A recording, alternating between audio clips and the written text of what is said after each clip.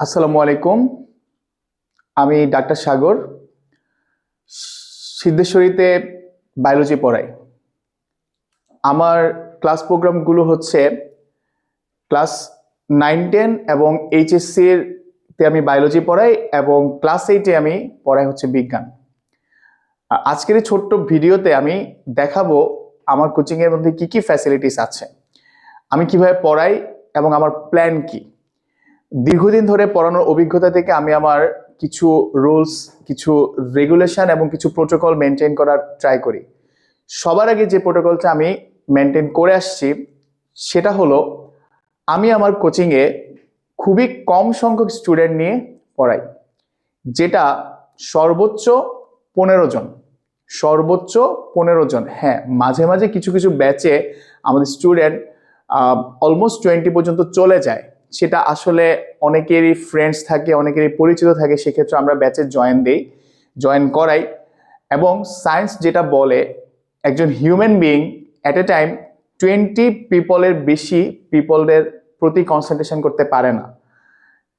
একটা ক্লাসে যখন 20-এর বেশি স্টুডেন্ট থাকে, আমাদের অনেক শ্রদ্ধেয় টিচার এভাবে পড়ান। আমি অবশ্যই সেটার বিরোধী না, এটার অবশ্যই প্রয়োজন আছে, স্টুডেন্টদের ডিমান্ড আছে, দ্যাটস ওয়াই স্যাররা পড়াচ্ছেন।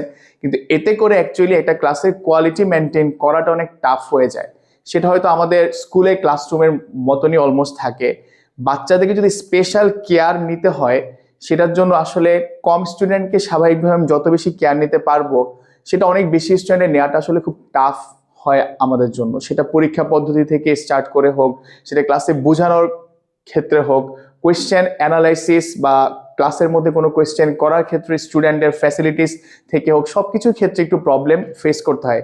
দ্যাটস ওয়াই এটা আমার একমাত্র উদ্দেশ্য এবং আমার প্ল্যানিং হচ্ছে, আমি 15 থেকে 20 জনের বেশি স্টুডেন্ট আমি কখনোই যেতে চাই না।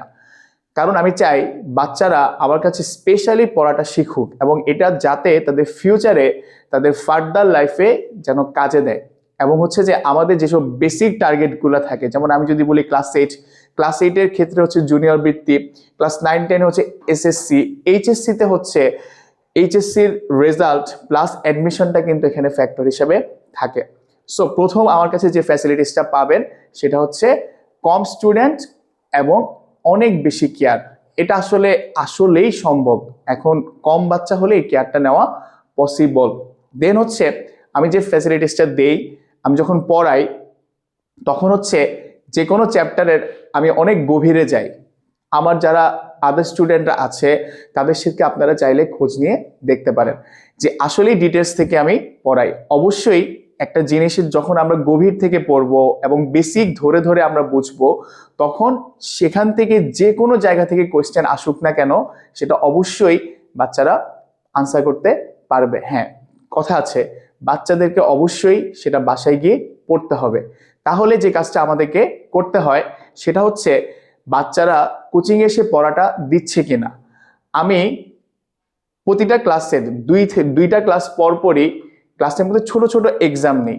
এটা আমার দীর্ঘদিনের অভিজ্ঞতা থেকে। আগে আমি অনেক সময় অনেক বড় বড় করে পরীক্ষা নিতাম, 50-60টা করে এমসিকিউ, অনেক বড় টাইম নিয়ে রিটেন এক্সাম তো নিতাম।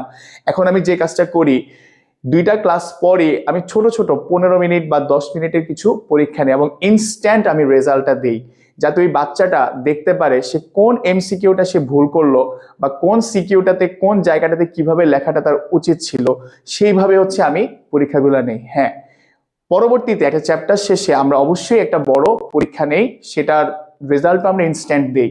আমি অবশ্যই রেজাল্ট গুলো দেই, কারণ রেজাল্ট যদি না দেই তাহলে কিন্তু বাচ্চারা বুঝবে না তার কোথায় ভুল হচ্ছে। এবং পরীক্ষা দেওয়াটা অবশ্যই আমরা এনশিওর করার চেষ্টা করি এবং এটা বাধ্যতামূলক। কারণ একটা বাচ্চা যদি পরীক্ষা না দেয় তাহলে সে কখনোই পড়ার প্রতি তার কোনো ধরনের আগ্রহ আসবে না। এবং বাচ্চাটা যখন পরীক্ষা দিবে, স্টুডেন্ট যখন পরীক্ষা দিবে, তাহলে পরীক্ষাতে যখন সে বসবে, ধরেন সে হচ্ছে কোনো কারণবশত সে পড়ার প্রিপারেশন নিয়ে সে আসতে পারলো না, তারপরে যদি সে পরীক্ষাটা দেয়, তার ব্রেইনের নিউরনের সাথে তার এক ধরনের কানেকশন হয়, সে খাতার সাথে পরীক্ষার প্রশ্নের সাথে তার এক ধরনের কানেকশন হয়। এটাও তার জন্য অনেক কিছু। সে 10 মিনিট চিন্তা করছে, 15 মিনিট ভাবছে যে আমি কিভাবে এটা লিখবো, এটা হচ্ছে আমার মেন টার্গেট। তাহলে ছোট ছোট পরীক্ষাগুলো আমরা নেই। নেক্সট হচ্ছে, আমি যখন লেকচারের ডিটেলসে পড়াই, কিছু চ্যাপ্টার আমি কমপ্লিটলি ক্লাসে নোট করিয়ে দিই। আর যে চ্যাপ্টারগুলো আমি ক্লাসে নোট করাই না, সেটা হচ্ছে ওদের সামনে আমার হাতে লেখা প্রিন্টেড লেকচার শিট তার সামনে থাকে, যাতে করে বাসায় গিয়ে সে বুঝতে পারে আমি যেভাবে ক্লাসটা নিয়েছি কিভাবে তার পড়তে হবে। অবশ্যই নোটসগুলো বইয়ের সাথে এইচএসসির জন্য কয়েকটা বই মিক্সড করে বানানো, এবং এসএসসি এবং ক্লাস 8-এর জন্য সেগুলো হচ্ছে বইয়ের সাথে বইকে ফলো করেই মেক করা, যাতে কম সময়ে সে প্রিপারেশনটা কমপ্লিট করতে পারে। আমি পড়ালাম কিন্তু সে এখান থেকে কিছু লিখে নিয়ে যেতে পারলো না, তাহলে কিন্তু তার পড়াটা কোনো ধরনের ভ্যালুস থাকবে না।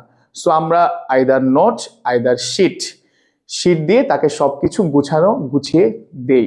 এখন অনেকে প্রশ্ন করতে পারেন, শিট দেওয়া হয়, অনেক অনেক জায়গায় হচ্ছে শিটটা দিয়ে দেওয়া হয় কিন্তু সেটা আর বোঝানো হয় না। আমার শিট দেওয়ার রিজন হচ্ছে যাতে আমরা লেখালেখিটা একটু কম করে অনেক বেশি বোঝার পিছনে ফোকাস করতে পারি। দ্যাটস ওয়াই কিছু চ্যাপ্টারের ক্ষেত্রে আমি কমপ্লিট শিট দিয়ে দেই। এটা হচ্ছে এতে করে বাচ্চা সবকিছু গুছানো থাকবে, পরীক্ষার আগের দিন নাইট বিফোর এক্সাম তার সবকিছু তার সামনাসামনি থাকবে। এরপরে হচ্ছে আমরা যে কাজটা করি, ফিগার। আমি বাচ্চাদেরকে অবশ্যই বোর্ডের মধ্যে ছবিটা এঁকে দেই, এবং যেহেতু ছোট ছোট পরীক্ষা নেওয়া হয় তার মধ্যে ফিগারেরও পরীক্ষা থাকে, চিত্র আঁকতে হয়, এবং সে চিত্র যদি না পারে, আমার যেহেতু স্টুডেন্ট কম, আমি 20 জনের বেশি ব্যাচে নেই না, সেক্ষেত্রে আমি প্রত্যেককে হাতে কলমে ফিগারটা শিখিয়ে দেই। ফিগারটা অবশ্যই আমি শিখিয়ে দেই। নেক্সট যে কাজটা আমরা করি, board question analysis, admission question analysis, বৃত্তি পরীক্ষায় কি আসছে সেই কোশ্চেনগুলো অ্যানালাইসিস করে দেয়া হয়। যখনই আমরা টপিক ওয়াইজ ভাগ করে ফেলি, আমি আমার প্রজেক্টরে প্রিভিয়াস ইয়ারে যে কোশ্চেনগুলো আসছে সেগুলোর ডিসকাশন থাকে, এবং আমি একটা মাস্টার সাজেশন দিয়ে দেই।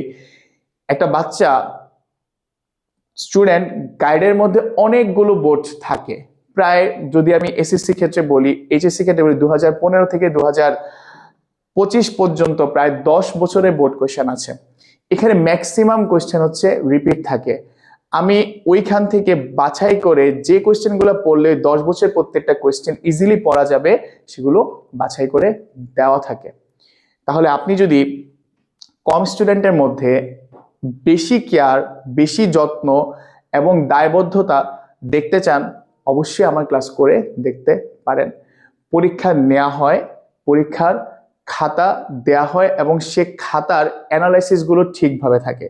কোনো স্টুডেন্ট যদি বুঝতে না পারে, যেহেতু কম স্টুডেন্ট, সেহেতু আমি নিজে ওর কাছে যাই এবং নিজে তাকে বুঝিয়ে দেওয়ার চেষ্টা করি। এর বাইরে আছে, যদি কখনো কেউ ক্লাস মিস দিয়ে থাকে, আদার ডেতে যদি সে টাইম বের করতে পারে, তাহলে সে অনুযায়ী তাকে ক্লাসগুলো দিয়ে দেওয়া হয়।